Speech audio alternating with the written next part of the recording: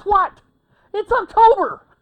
That means we can really watch all the scary movies we want now, right? And then we get candy, right? So I watched Children of the Corn, the 1984 version. Let's talk about it.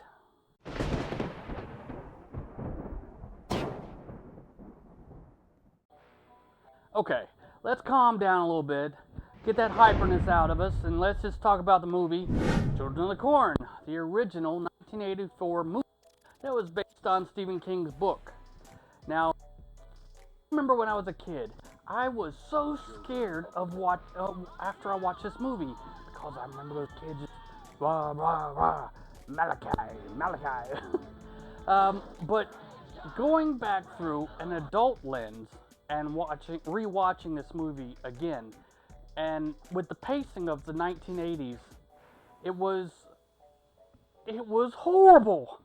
I mean, all right, so you see these little splatters of blood when they go to kill people. You don't see anything, which is good for some stuff, but I can tell after becoming an adult and knowing what books are that so much of this movie had to have been taken out of context and not done the way Stephen King wanted it to be. I never read the book. I read 2 of Stephen King's books, the Tommyknockers, and I believe it was The Shining, long time ago. But this movie, oh my God, it was painful to watch. Because, alright, it starts off by one of the kids trying to get away from all these creepy, super religious, fanatical kids who killed all the adults in the town. That's not a spoiler, by the way. And so he gets away, he accidentally gets hit by a car after his neck's been slit, and, you know, the woman is actually Linda Hamilton from Terminator. And she's super young in this movie, and the other guy is Peter Horton, and you would remember him from like 30-something back in the 90s, I believe. I don't think he's done anything since either. But these two make some of the worst decisions as adults I've ever seen. So they put the kid in the back of the trunk. Instead of going to the hospital, they say, well, let's go to this small town. Maybe we'll find someone there. Maybe his parents. As they find his suitcase with blood on it where his throat was slit, I would say that's a red flag. Totally a red flag. And when you walk into this small town, not walk, drive, there's no one there. It's like a dust bowl. In fact, they just got corn randomly thrown in the streets. And you're just like, that makes no sense. Why is there corn here?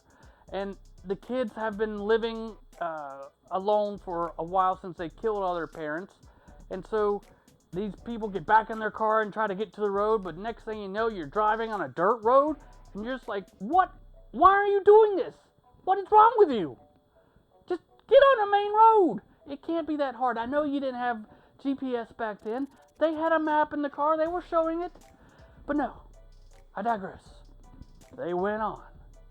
And so did this movie. The main bad guy, Malachi, he's just a kid who's been brainwashed into doing bad stuff, and the other kid, Isaac, was the one that said he was the prophet. And honestly, the monster from this movie reminded me of Tremors.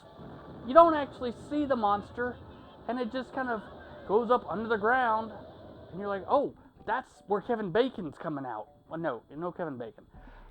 But with this movie, I really struggled just to finish it, because so many dumb choices were made, and even at the end, because of today's standards and today's amazing CG and this and that, the animation of the ending of this movie was horrendous.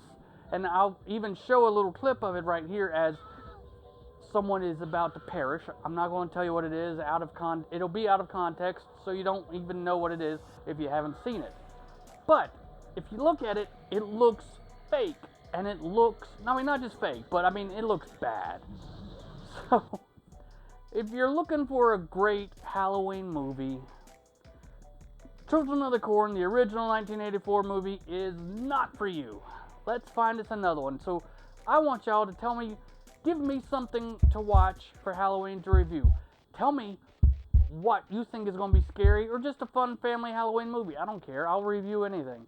So until you tell me what to watch next, we'll see. And I know we'll be talking about Friday the 13th, Part 2, before the 13th. So until then, we'll see you next time.